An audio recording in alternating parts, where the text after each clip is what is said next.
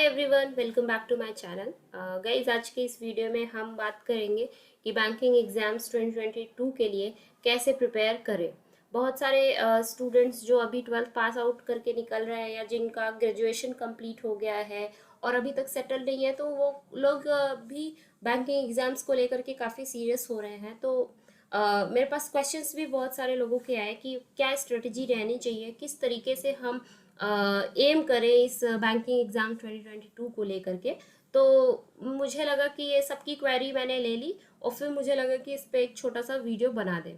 तो ये वीडियो काफ़ी इन्फॉर्मेटिव होने वाला है। अगर आपके पास टाइम है तभी तो आप ये वीडियो प्ले करिए, अदरवाइज जब आपके पास टाइम हो, आपको लगे कि हाँ मेरे पास 5-10 मिनट का टाइम है, मैं सुन सकता हूँ, तभी आप ये वीडियो प्ले करिएगा। अदरवाइज आप क्या करेंगे, आप देखेंगे तो स्किप स्किप करके देखेंगे, इससे आपका आप ही का टाइम वेस्ट होगा और आप कुछ इन्फॉर्मेशन लेके जा नहीं पाएंगे। तो रिक्वेस्ट है आप लोगों से, अगर आप लोगों के पास टाइम हो तभी आप लोग ये वीडियो प्ले करिएगा। ओके, तो चलिए हम आगे बढ़ते हैं। तो देखिए, अगर आप में से कोई भी है जो कि बैंकिंग एग्जाम्स 2022 के लिए प्रिपेयर करने वाला है, तो अभी से आपके पास टाइम है, आपके पास अच्छा खासा टाइम है, आप एक स्ट्रेटजी लेकर के चल सकते हैं।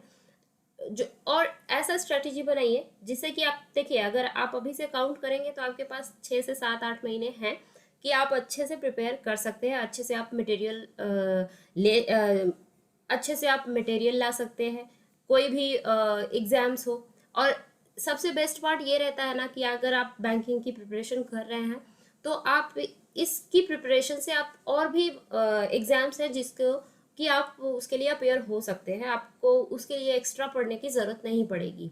जैसे कि आपके इंश्योरेंस के एग्जाम्स हो गए, उसके एग्ज़ाम में भी आपका क्वांट, इंग्लिश, रीजनिंग तो आता ही है। बस डिफरेंस ये आता है जो कि जनरल अवेयरनेस होती है, तो उसमें इंश्योरेंस से रिलेटेड क्वेश्चंस आते हैं। बैंकिंग में जनरल अवेयरनेस में जो होता है वो बैंकिंग के टर्म्स से क्वेश्चंस रिलेटेड होते हैं, बैंकिंग टर्म्स के क्वेश्चंस आते हैं। और जीके का तो आपको पता ही है, जो करंट सिचुएशन में चल रहा है, सिनेरियो जैसा भी है, उससे रिलेटेड क्वेश्चंस आते हैं। तो इससे बेस्ट पार्ट ये हो जाता है कि आपके जो 3 सेक्शंस हैं ये सब में ही कॉमन है। तो अगर आप ये अच्छे से प्रिपेयर कर लेते हो तो आपको एक्स्ट्रा एफर्ट डालने की ज़रूरत नहीं पड़ती है अदर एग्जाम्स के लिए। अगर पढ़ती भी है तो वो आपको जनरल अवेयरनेस पे डालना पड़ता है कि इंश्योरेंस से रिलेटेड क्वेश्चंस जो होते हैं उसकी इंफॉर्मेशन आपको लेनी रहती है। बाकी के ये प्रिपेयर करके आपको बहुत सारे एग्जाम्स में आप फ़ायदा ले सकते हैं। ठीक है, तो अब आती है कि हम कैसे एम करें, राइट, 2022 को कैसे एम करें। तो इसके लिए सबसे अच्छा तरीका है, अभी आप जैसे आप सबको पता है कि ऑनलाइन सब चीज़ें अवेलेबल हैं। अब ऑनलाइन चीज़ें इतनी ज़्यादा अवेलेबल है कि आप कंफ्यूज हो जाते हो कि कौन सा ज़्यादा अच्छा है, मैं किसको लूँ। आप इनरोल कर लेते हो ऑनलाइन में भी, आप बहुत सारे ऐसे कोचिंग्स हैं जो कि ऑनलाइन पढ़ा रहे हैं, अपने कोर्सेज सेल कर रहे हैं, तो आप ले तो लेते हो, फिर आपको लगता है कि नहीं मैंने इसमें इनरोल कर लिया। अब आप 2-4 लोगों से बात किए, आपको लगा कि नहीं वो वाला उस वाले कोर्स में किसी और का कोर्स है, उसके कोर्स में इनरोल करते हैं तो ज़्यादा अच्छे से मेरी प्रिपरेशन हो जाती है। तो गाइस, ऐसा बिल्कुल नहीं है। ठीक है, आपको बस वाइजली चूज करना है और वाइजली आपको डिसीजन लेना है कि किसके कोर्स में मैं इनरोलमेंट लूँ। और अगर आपने एक बार इनरोलमेंट ले लिया ना, तो आप बाकी जहाँ की दुनिया की जो भी बातें हैं वो एक साइड में रख दीजिए और आप अपना 100% उसी पे दीजिए। जिसको आपने इनरोल किया है वो बंदा या बंदी जो भी आपको गाइड कर रही है या कर रहा है, आप उसको अपने जो बोलते हैं ना कि एक 100% दे करके उसको फॉलो कर रहे हैं, आप वो करिए। राइट, बजाय इसके कि आपका कोई एक फ्रेंड आया, वो उठ करके आया, बोला यार मैंने इसमें इनरोलमेंट किया, ये वाले सर बहुत अच्छा पढ़ा रहे हैं, तो वहां पे आपको ये कमियां नहीं गिनानी है कि यार मेरा वाला जो है वो ऐसे नहीं पढ़ाता है, उसकी ये प्रॉब्लम है। देखिए, इंसान ही है, एक इंसान ही है जो कि उसका कोर्स लिया आपने, वो कैसे पढ़ा रहा है, जो दूसरे वाले ने लिया है वो उसको भी इंसान ही पढ़ा रहा है। ठीक है, तो सबकी अपनी अपनी एक स्ट्रेटजी होती है, उस तरीके से डिलीवर करते हैं वो लोग। किसी को किसी का पसंद आता है, किसी को किसी का पसंद आता है। राइट, एट द एंड क्या मैटर करता है कि उस बंदे के पास नॉलेज कितना है। नॉलेजेबल पीपल आपको समझने पड़ेंगे कि किसके पास नॉलेज है और वो कैसे पढ़ा रहा है। कभी कभी कुछ लोगों को बहुत ज़्यादा नॉलेज होता है लेकिन वो डिलीवर नहीं कर पाते हैं, प्रॉब्लम है ये। लेकिन अगर आप उसको अच्छे से समझना चाहेंगे ना, समझने की कोशिश करना चाहेंगे, तो आप एक चीज़ पाएंगे कि जिसके पास नॉलेज है उसके पास पेशेंस भी बहुत रहता है। उसका मेन मोटो रहता है कि मैं, मेरे पास जो नॉलेज है मैं दूसरे को अच्छे से दे पा रहा हूँ या नहीं दे पा रहा हूँ। उसको बहुत ज़्यादा दुख होता है कि अगर बहुत ज़्यादा वो नॉलेज लेके बैठा है और दूसरे को समझा नहीं पा रहा है, उसको दुख होता है। लेकिन अगर आप उससे पूछेंगे ना, बार बार पूछेंगे, तो आप एक चीज़ नोटिस करेंगे कि वो, उसके पास पेशेंस रहता है। वो आपको इरिटेट होकर के ये नहीं बोलेगा यार एक ही चीज़ बार बार पूछ रहे हो, वो आपको 10 बार बताएगा। ये क्वालिटी होती है जिसको बहुत ज़्यादा नॉलेज होता है, वो कभी इरिटेट नहीं होता है। उसको उसको फिर ये लगता है कि हाँ मेरे में ही कमी है कि मैं सामने वाले को बता नहीं पा रही हूँ, पढ़ा नहीं पा रहा हूँ। ठीक है, तो आप उससे 10 बार क्वेश्चन करिए। और इरिटेट वही लोग होते हैं जिनको आता नहीं है। अगर आपको ए प्लस बी का होल स्क्वायर का फॉर्मूला पता है, कोई 50 बार भी पूछेगा, आप उसको आराम से फ्रीली बता दोगे, यार इतना तो सिंपल है, ठीक है बता दोगे। लेकिन अगर आपको वही नहीं आता रहेगा ना, तो आप इरिटेट होगे, आप बोलोगे कि यार ये की क्वेश्चन बार बार क्यों पूछते हो। ठीक है, तो उसको मेहनत लगती है ना बताने में, तो क्योंकि उसको आता नहीं है, पढ़ के आएगा फिर आपको बताएगा। ठीक है, तो ये डिफरेंस होता है। तो मेरा बस ये कहना है कि आपने जिस भी कोर्स में इनरोलमेंट लिया है, आप सब कुछ भूल करके आप अपना 100% उसको दीजिए। वो जैसे पढ़ा रहा है, कैसे पढ़ा रहा है, क्या पढ़ा रहा है, आपको बस ये पता होना चाहिए कि बंदे के पास, आपको बस ये पता होना चाहिए कि बंदे के पास नॉलेज है कि नहीं है। नॉलेज है, ठीक है, तो आप उसको पढ़िए, आप उससे 10 बार क्वेश्चन करिए। ओके, आपका हक बनता है, आपने उसको पैसे दिए हैं, आप उसे पूछेंगे वो आपको बताएगा। नहीं बताता है तो प्रॉब्लम है। ठीक है, तो सारे कोर्स अच्छे हैं, सबके अच्छे हैं, आप बस अपना 100% दीजिए और 10 चीज़ों पे मत भटकिए। प्रॉब्लम अभी पता है क्या, ऑनलाइन से होने से जो चीज़ें हैं, वो इतनी ज़्यादा नॉलेज अवेलेबल हैं कि हम कंफ्यूज हो जाते हैं। हम अच्छा इनरोलमेंट या अच्छी कोचिंग में सपोज आपने इनरोलमेंट ले तो लिया है, लेकिन आप सुनी सुनाई बातों में आकर के कंफ्यूज होते रहते हैं और फिर परेशान होते रहते हैं। आप जो जिसमें इनरोलमेंट लिए हैं वो भी नहीं अच्छे से पढ़ पाते हैं।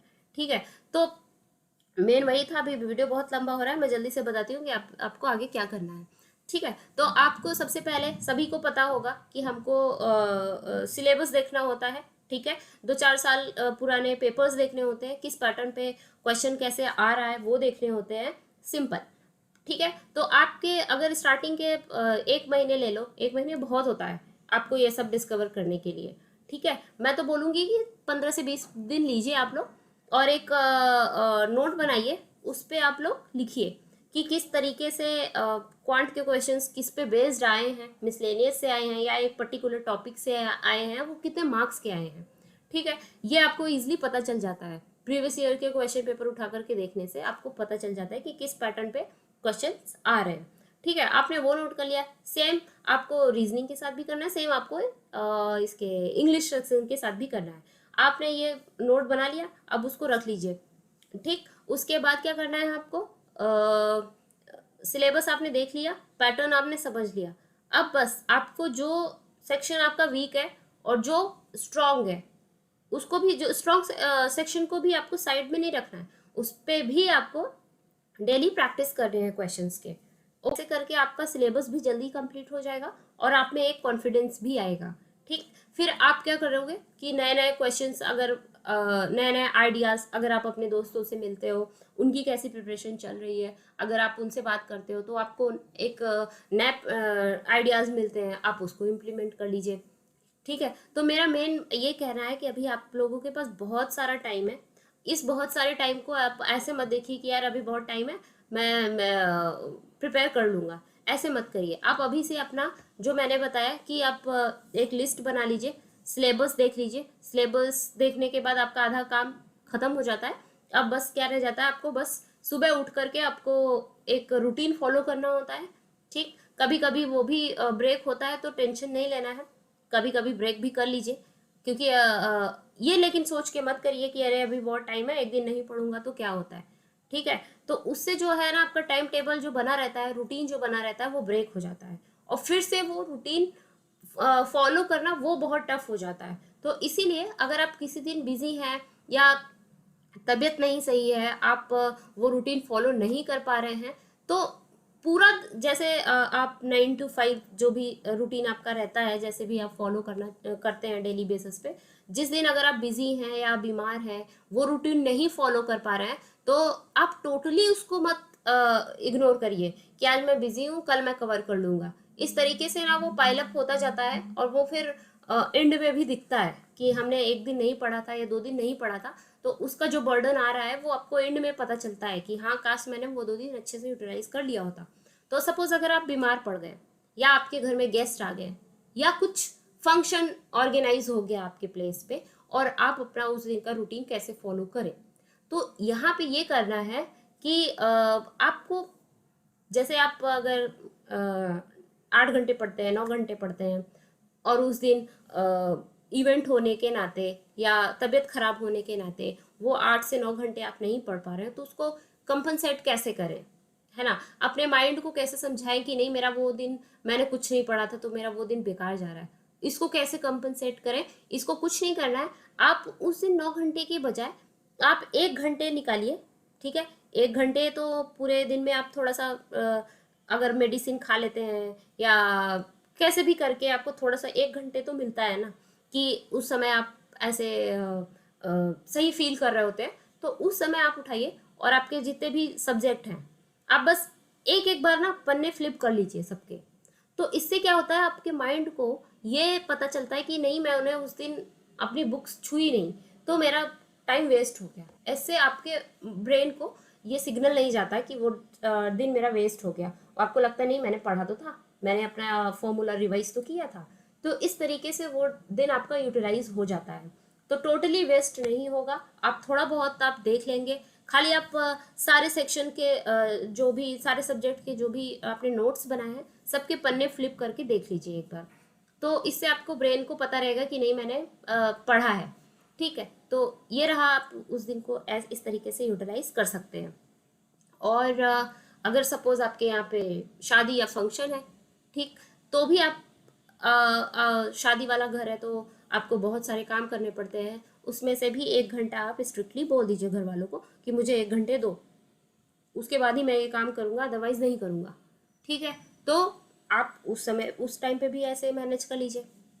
अब कोई आपके यहाँ पे आ गया है, कोई आपके यहाँ आ गया है, बहुत सारे लोग आ गए हैं, गेस्ट आ गए हैं, अब उसमें कैसे टाइम निकालें।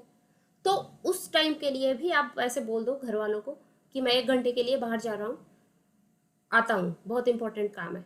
अपना बैग उठाइए, चले जाइए। कहाँ पे जाएंगे? कोई तो नियर बाय आपके पार्क होगा, कोई तो ऐसी जगह होगी, नहीं कुछ है तो सीसीडी होगा ना, कैफे कॉफी डे, वहाँ पे चले जाइए, एक कॉफ़ी ऑर्डर करिए और बैठ जाइए एक कॉर्नर में जा करके, वहाँ पे उठाइए अपने सारे सब्जेक्ट, पन्ने फ्लिप करके आगे बढ़ जाइए, ठीक है। तो इस तरीके से आप अपना जो रूटीन है आपने बनाया है, आगे फ्यूचर के 6-7 महीने का जो रूटीन आप बना रहे हो, इस तरीके से आपका ब्रेक नहीं होगा। आपकी तबीयत खराब है तो भी आपका रूटीन ब्रेक नहीं हो रहा है, आपके घर में शादी है तो भी आपका रूटीन ब्रेक नहीं हो रहा है, बहुत सारे गेस्ट आ गए तो भी आपका रूटीन ब्रेक नहीं हो रहा है। तो इस तरीके से आप सेटिस्फाइड रहेंगे, आपको रिग्रेट नहीं होगा कि मैंने कुछ दिन नहीं पढ़ाई किया जिसका खामियाजा मुझे अब भुगतना पड़ रहा है, ऐसे थॉट्स बिल्कुल नहीं आएंगे। आप बस एक बार ये आप फॉलो करके देखिएगा। आई होप आप लोगों को ये वीडियो अच्छा लगा होगा तो please subscribe my channel to get more videos. Thank you, अपना ख्याल रखें, और हाँ, पढ़ाई बिल्कुल ना रोकें, आप पढ़ाई को अपने कंटिन्यू रखिए, सक्सेस आपको ज़रूर मिलेगी। 2022 आपके लिए बहुत अच्छा होगा, I am 100% sure. Okay, bye.